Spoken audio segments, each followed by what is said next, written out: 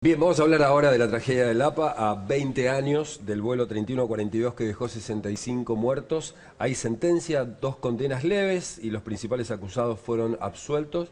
La Corte cerró la causa judicial. Está Hugo Wortmann Joffre, que es abogado querellante de la causa y bueno, quien estuvo todo este tiempo trabajando arduamente, ¿verdad? ¿Cómo te va, Hugo? ¿Cómo están? Gracias por la invitación. Bueno, Hugo, la causa prescribe por la cantidad de años, prescribe cuando se cierra una sentencia que los familiares consideran muy lamentable porque se llegó hasta lugares intermedios, operativos, pero no se llegó hasta las altas autoridades de la empresa.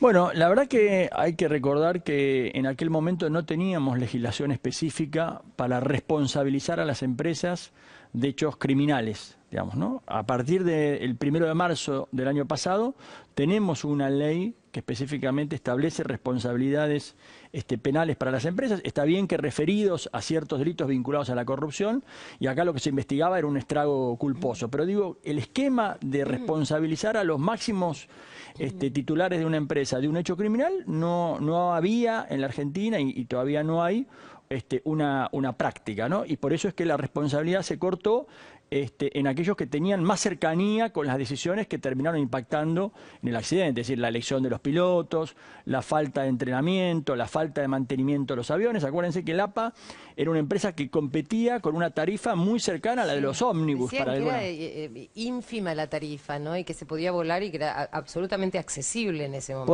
Por eso. Había una política comercial muy agresiva y todo esto en el juicio fue motivo de arduos debates a ver si esa política comercial agresiva fue en definitiva en detrimento de la seguridad. En detrimento de la seguridad, y fue lo que de alguna manera, a ver, había testigos, por ejemplo, testimonios durante el juicio duró 2 años, que fueron muy impactantes, como por ejemplo, el APA tenía un vuelo a Punta Cana, y algunos de los pilotos y copilotos que declararon el juicio decían que no había suficientes salvavidas en los aviones.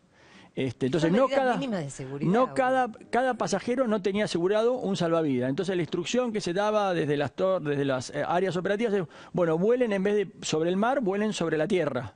Porque entonces digo, hubo testimonios que fueron muy categóricos a la hora de hablar. Bueno, el testimonio principal era el de Enrique Piñeiro y su señora, que Enrique era piloto de la línea y Carla era azafata. Entonces digo, la verdad es que los dos dieron un testimonio muy contundente y fueron muy agredidos en aquel momento para justamente tratar de derribar la contundencia de esa vivencia, porque en definitiva no hablaban de otra cosa que eran sus vivencias personales. Enrique, por ejemplo, contó que venía él piloteando un avión de Mendoza a Buenos Aires y se le rompió uno de los horizontes, que es la manera que pueden aterrizar en situaciones de niebla o sin ver el horizonte. Y entonces él lo mandaban a volar, a continuar hacia Mar del Plata. En Mar del Plata había tormenta y él dijo, no, yo no vuelo. Su copiloto era Beigel, que fue quien después piloteó el avión de la tragedia, y Beigel siguió adelante en el vuelo a Mar del Plata que Enrique no quiso volar. Hugo, en el transcurso del juicio y de escuchar todas estas declaraciones, estos testigos, ¿te enteraste de cosas que tienen que ver con la aviación que te estremecieron? Porque uno conoce que hay ciertas circunstancias donde se oculta información a los pasajeros. ¿Pudiste percibir eso? Bueno, yo la verdad que lo que me pasó es que familiarmente mi hijo era un abogado Nobel recién recibido, me empezó a acompañar al juicio. Yo al juicio iba solamente cuando había audiencias muy importantes, y no estaba uno de mis socios y mi hijo. Mi hijo, a partir de escuchar los testimonios y de ver los peritos y las cosas que se decían sobre la seguridad, le agarró el miedo a volar, y ahora cada vez que... No, sí, vuela tomándose una pastillita, pero a partir del caso Lapa y lo que vio. O sea, la verdad que eso te genera mucha inseguridad, te genera impotencia, porque además estás entregado a la suerte ahí, ¿no? Sí. ¿Qué podés hacer? Ahora, si este no representa un caso ejemplificador, digamos, para los empresarios no se ven hackeados, digamos, a tomar la máxima responsabilidad para el cliente, digamos, ¿no? No, por supuesto. Me parece que ahora hay mucho más conciencia que las empresas pueden convertirse en empresas criminales, ¿no? ¿Hay más conciencia de eso? Mucha más ¿Vos decís conciencia. que la ley tiene muchos más elementos hoy? Sí, yo creo que sí. Digo, está bien, la ley hoy está focalizada después del debate parlamentario. Antes, digamos, cuando la ley se empezó a discutir en diputados, se dijo todos los delitos los pueden cometer meter las empresas.